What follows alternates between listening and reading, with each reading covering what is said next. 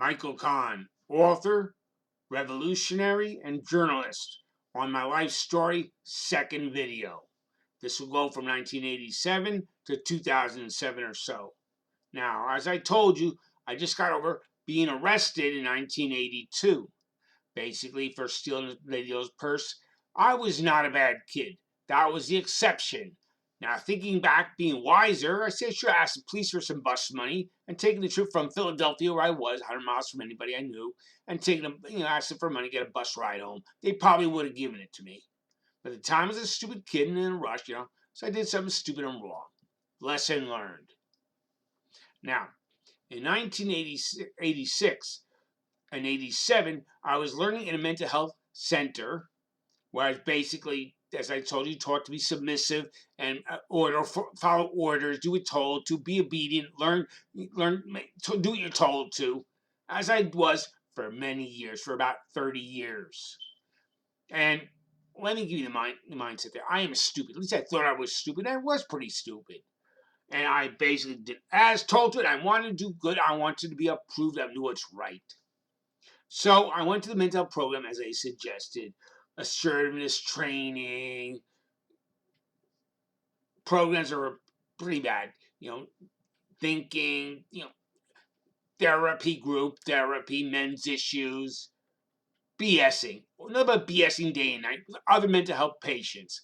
Now I saw that everybody there, they were smoking cigarettes, drinking coffee, and chatting day after day after day. Same routine for years. Nothing productive. But the message was, take your meds, go to program, we'll give you a swell income, you get swell income from the government, don't have to work, we'll entertain you, take you bowling or movies once a month or 2 months, and that's your life.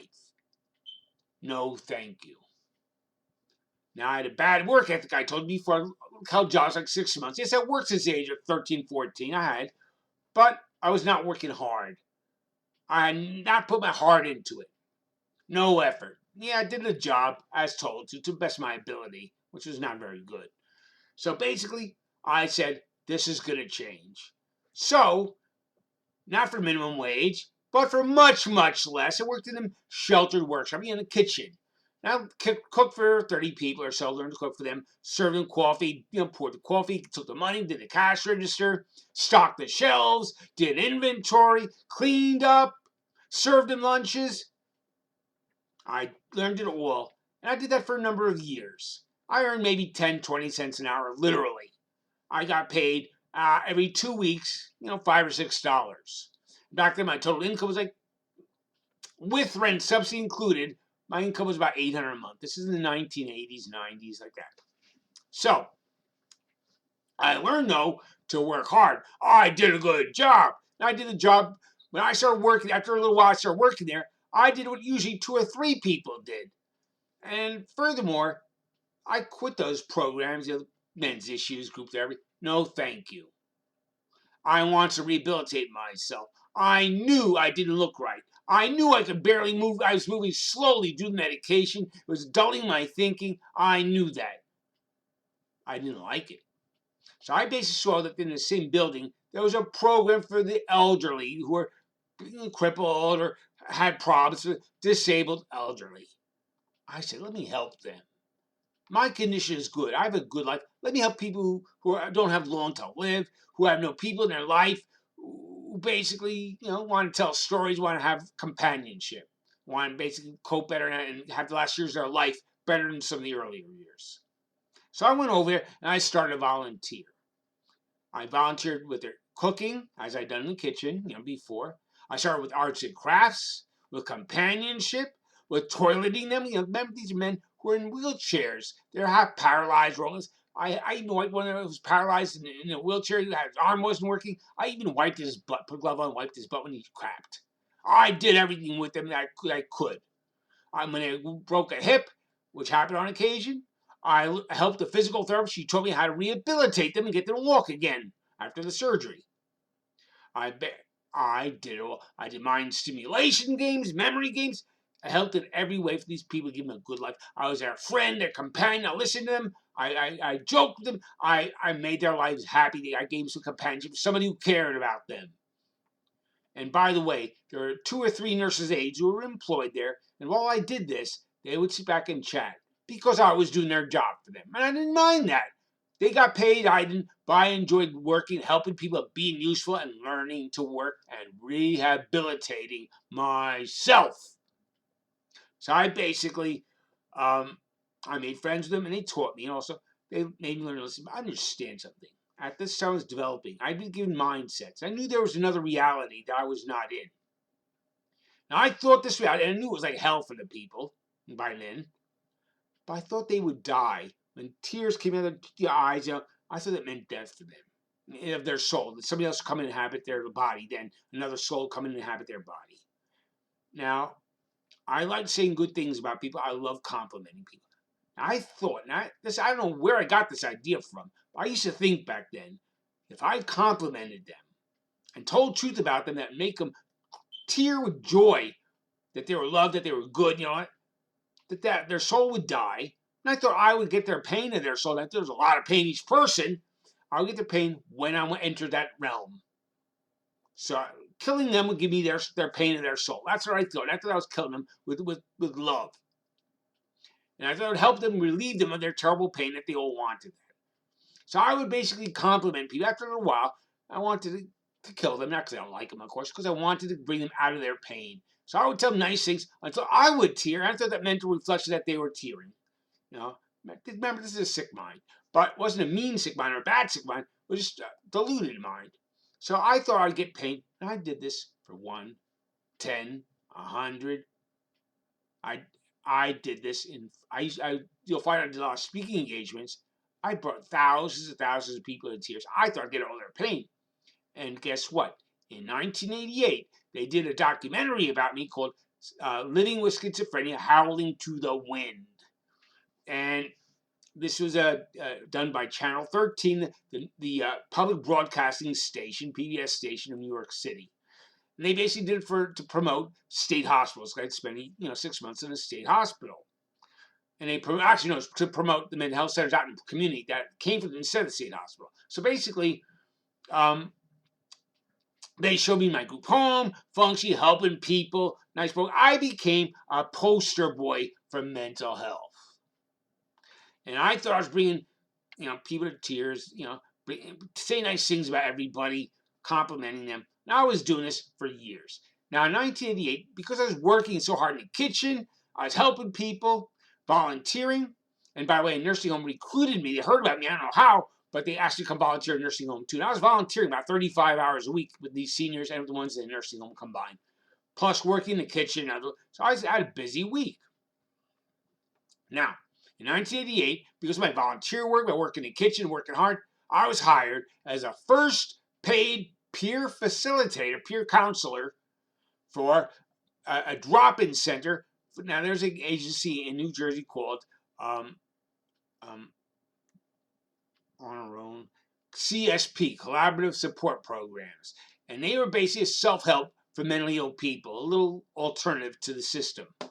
And they saw me. They saw what I was doing. They hired me as a first paid peer facilitator in the state. The first drop-in center I opened up in the state in Bergen County in Hackensack, the county seat. So I went there and I started greeting people, counseling them to the best of my ability. I was not a genius at that, but I basically learned as I went along. Now, I wasn't there long when I started thinking about homeless people. I'd been homeless in 1982, as I said. Now, I thought about mentally ill people, mental illness, knew about homelessness. Let me help. I'm out there to help people. Let me help the homeless and mentally ill. I know about that. So I basically went I came with an idea of housing for many people, a program, a community of what's doing, and went and promoted at a community townhouse meeting for the county. And there was they're fighting for a shelter, so happened that night, with the Interreligious Fellowship for the Homeless of Bergen County, a religious organization supporting homeless people. And I went up there and I talked, and they came over there. So the vice director, the deputy director of the Community Action Program, the county's agency for the poor, saw me and he approached me, asked me to call him. And I called him, and he invited me to join the Interreligious Fellowship for the Homeless. I sat on their board of directors starting in 1988. And I was on their advocacy committee, did speaking engagements. I made a name for myself there. I did damn well. I did good speaking for a mentally ill guy. I did good work. And I went to board meetings, did speaking engagements, and I then saw they weren't helping mentally ill. They're helping families. Kids rock. When you see a homeless child, oh, gotta help him. Mentally ill people, not so much. So I founded an organization, my mom's help, and she was helpful. We started uh, Alliance Against Homelessness of Bergen County.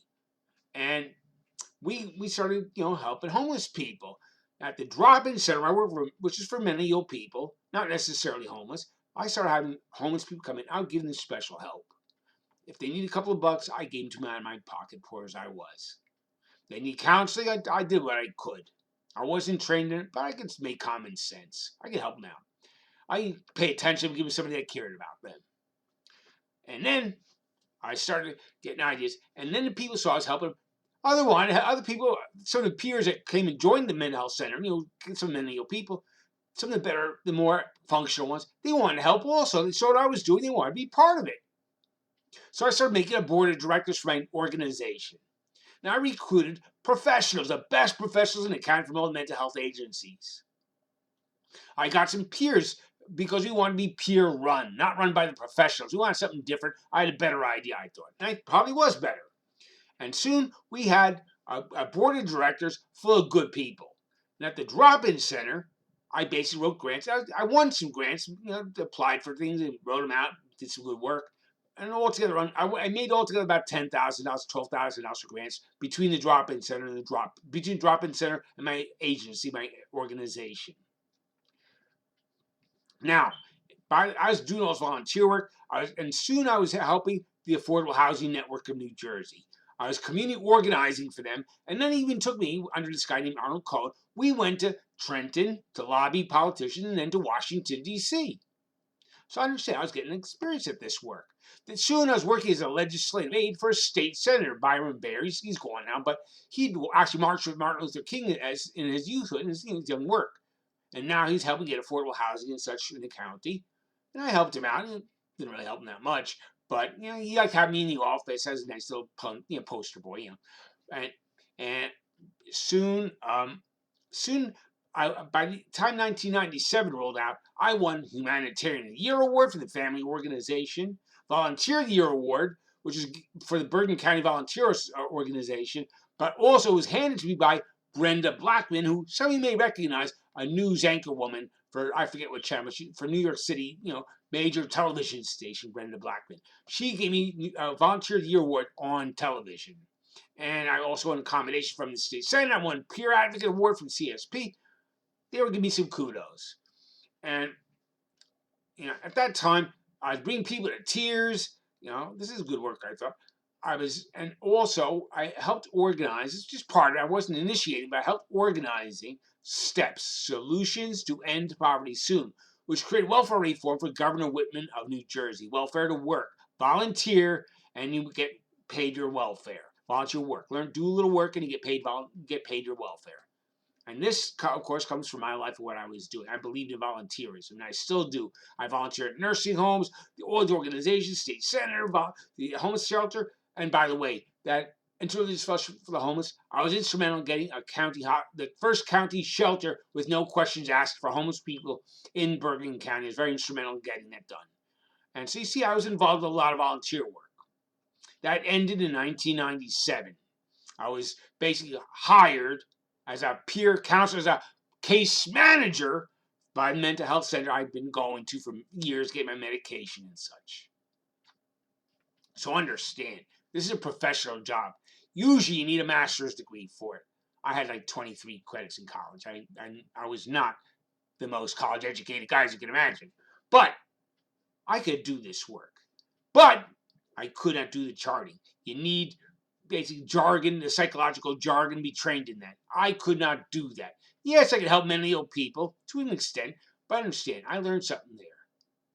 None of the professionals, nor I, really knew what we were doing. And by the way, I was the first one hired in the state for that position, case manager of ICMS, Integrated Case Management Services. the Care Plus New Jersey, the agency I worked for, was the first agency to use that integrated case management services, program in New Jersey. And I was the first one hired as soon as I was the supervisor. I was the first one they hired. Now, I lasted there about 3 years. I should have gone earlier because I was not doing the work. I couldn't chart, and it made me totally lost my confidence. I couldn't do the work. So eventually I left, and for medication change, went to a hospital for 2 weeks, changed my medication. It was my only hospitalization between 1986 and 2014. And actually 1985 and 2014, the only hospitalization for 2 weeks for a medication change. So understand, I was doing pretty well. I had rehabilitated myself. I was working full time. I was doing a professional's job. Okay, after I left, I then became a housing associate and found housing, got them rent subsidy, got them furniture, got them situated. So I was helping people out, mentally ill people out. That's what I love doing, being of service to the community. But, by the way, in 1996, for my organization, Alliance Against Homelessness, we were awarded $1 million, half from the state, half from the Housing and Urban Development HUD. And we bought 4 homes, started an agency from the ground up, built a professional agency run by professionals to serve homeless, mentally ill people, keep them permanent housing. We bought 4 group homes agency, and I think they're still going now under the jurisdiction of what's called Bridgehaven Housing. That's what they called it after they called it Alliance Against Homelessness. So understand, I've done a little bit in my life. Now it's just the beginning. Now, in 2001, I left the housing associate job. I had some anxieties, and every week when I was taking that medication, I was still taking the same medication products in 2001. Every week I got a panic attack, and it was, to me, it was pretty bad. I would think the worst things that could possibly happen would be blown out of proportion. I'd end up homeless. I'd end up in jail or in backward hospital. Nobody would want me. I mean, this is my thing going through my head now. I think about this for hours. Be all afraid. Be like scared stiff for nothing, But that was just a mental thing. But my delusions, that was the problem. And by the way, when I was in that drop-in center, there are a lot of women there thinking about me sexually. I didn't want that. I hadn't touched a woman since 1981, the last time I had sex, which, by the way, in 1981, I had gone to a coffee house run by Christians where I heard a sermon, a Jonathan Edwards sermon called Sinners in the Hands of an Angry God, which said that sinners, people, were held over hell, flames of hell by a spider's thread. I didn't associate that with God, but it is a good analogy. But, and I got all scared and joined the Christian religion and started going to Bible studies in church and all that. Never clicked with me. I never understood it, couldn't understand it, didn't apply it to myself. But I like the idea of being Christian. It would save me from hell, okay. But just to let you know, I refrained from sex. I basically had, last time I was going to have sex was in January 15th, 1981. Now I was about to, I was about to have sex. I had sex with maybe 12 women in my youth, and this is the last one. And I was just about to have sex with her.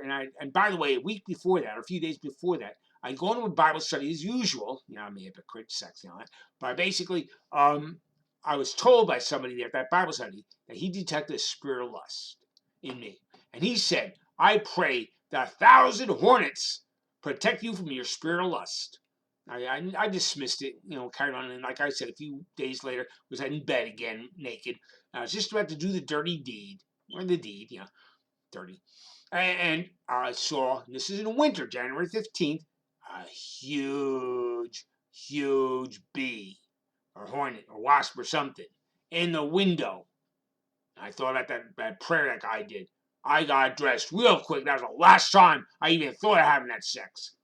So here it is. We're in the year 2000s. I had not touched a woman, thought of it, and of course women are thinking about me causing erections, and the guys are all, ridiculing me, insulting me, and I'm not having the sex. The women go away and give them the sex. This has been going on from 1988 and until like 2000, 1997, but still having as a case everywhere I went. I'm used to be ridiculed. I have self-confidence in who I am. I don't need people to admire me or to praise me. because I've been through all the ridicule while doing good for the people that ridicule me and basically being tolerant and kind, like a nurse I was. I took care of these people. It didn't bother me that they were ridiculing me and hazing me and mocking me and insulting me. Think what you want, say what you want. I know who I am. I'm man enough that it doesn't affect me because I have the inner confidence that I'm good and righteous and helpful to humanity. I don't need you to praise me. Now, when you think about that, and remember, I also thought I was bringing, of course, thousands of people to tears, and I'd get all their pain. That isn't how it works, I know now. That's what I thought. But I do remember that basically, and the people there loved me to drop in. So they called me Mother Teresa. They said I was doing better than her. And I probably was. We found out things about Mother Teresa that are not so good. But one thing the guide said, and this guy could think, and I back then I didn't really like him all that much, but thinking more about it, the more I think about it, the more I like him. His name was Michael Corcho. He was a good man. He was a tough guy in a way, but he was good. But he was saying, happy, happy, joy, joy. He's making fun of me. Over a movie you'd see where somebody goes in tough a movie, they put in some money and they get compliments. And that's how I always do, complimenting people. Happy, happy, joy, joy. And I got the picture. He knew this. He knew how the world ran. He was not a dummy. This guy was smart as a tack and strong and rebellious. Good man, strong, righteous. I wish I could see him again. But by the way, my best friend from all those years was this Michael Hagler, the black guy, and he basically he latched on me and showed me a lot of love. So I hang out with him. We're good friends for like 20 years. And yeah, he was a little perverted. He was a liar, crook, pretty bad. And he screwed me in later years, but he also taught me a lot. He taught me that the women they're liars and manipulate for sex and stuff. And he's white. He's smart that way. He had a good heart, I guess, but he was pretty slimy. Now I found out later. It is what it is. Your best friends. You think about it later, they're not your best friends. So, and the people you hate sometimes, the ones you go think more about later. But at the same point, remember, I had developed in that time service to humanity. By then I had accrued maybe 20,000 hours of volunteer work. Now it's currently I've done about 45,000 hours unpaid volunteer work for the people. So that's my background of helping people. And we'll end up now with just saying that I had other jobs too, and paid minimum wage jobs, paid minimum wage. I was paid for my peer facilitator work too, as well as case manager. But from 2001 to 2004, I worked at pizza as a delivery for Domino's. I also I had other jobs too, and we'll get into that later. But in 2004, January of 2004 into 2003, I had been helping women, and this is at the drop of a hat. I helped anybody in any which way I could. And if they asked for help, I gave it to them. I didn't ask questions and judge them. But a woman latched on to me. Allison is her name. And she was about 20 years old. But she needed, she started asking for rides for her. She had children. She was 20 years old. She had a 5-year-old child, as well as other children, more on the way. By the time I got rid of her, in 2004, she latched on to me in 1990. By the time I got rid of her in 2003, 2004, around then, she'd had 4 children by 3 different fathers, and certainly none by me. But she thought about me almost every day sexually. I didn't know. I wasn't thinking. I didn't know how women work. I thought that should happen to me whether I helped her or not. I thought I'd help her because I helped anybody no matter what, no matter how bad they were. And she would think about me sexually. I'd be screaming in my brain. I knew she could hear me. No, I don't want this, please. And I did not know about blonde, brown hair. You understand what I'm talking about. And I did not know about that. So basically, she was getting all thrills off me. I was giving her rides to the bank, rides to shopping, rides to welfare, rides to the doctor for her and her kids. And all the time she's giving me sex I don't want. So finally in 2003, 2004, and she had a boyfriend, actually a fiance by then, and I'm glad it wasn't me. After a while, I finally said, look, you're not appreciative, you're not thankful, you don't return any of the favors, goodbye. I'm not helping you anymore. And 2 weeks later, I got a call. Michael, somebody tells me they saw you touch my child's chest, her little girl. That just what didn't happen because I didn't do it. So I didn't know who, but understand, I did not know people lied like that Dickens back then. So I thought, How did I touch it? Wait a minute. She must think what she said about my tickler. Somebody might have seen me, you know, tickling her side and waist. That's what I said. It's side and waist. Then she hung up. And later, she told the police I told her I touched her child's side and chest, her stomach and chest. And I had to go to questioning, and the police were questioning me about this because she had all these stories, and she made up more too. But basically, they were asking me questions. I didn't do anything wrong. And I understand. I thought everybody else was God. Like I told you, different realm, and I still believe that. I thought they could read my mind, and they certainly can. I was innocent. I knew they knew I was innocent. I thought this is like a joke. I thought they're trying to get the little girl in trouble. I know what it was about. So I said, yeah, yeah. I finally thought that they asked me, did you ever touch this child in any wrong way? Or any private parts? Did you ever touch any of her private parts? That's the wrong way. Any private parts? And I thought to myself, they said, oh yeah. I once pat her behind when I asked her to pull her pants up. They're riding a little low. And I pat her behind to stress that she should pull up her pants. I pat her behind. And I told the cops that I pat her behind once. I didn't tell them it was because her pants were low and wanted to pull them up. But I thought they could read my mind. Didn't need to know. I did not know they're trying to get me on a conviction for pedophilia. So I basically, and they said, "Oh, where'd you touch her? Oh, what part of your hand? What part?" And I thought, these guys are perverts. Does it really matter where I touch her? But then they basically had me sign a paper, and I saw there's some discrepancies there. First of all, said that I was doing this for a sexual nature or to shame her. Neither was true. I was doing it to stress that she should pull her pants up. And I told the cops the same. And also, I'm in the realm I want to have sex. I'm a heterosexual male, likes to have sex. And that's also false. I didn't want sex. But basically, I said, look, I can't sign this. This is not true. They said, you have to sign it. Now, I believe police and respected police at that point. So I signed it. Then the handcuffs came on.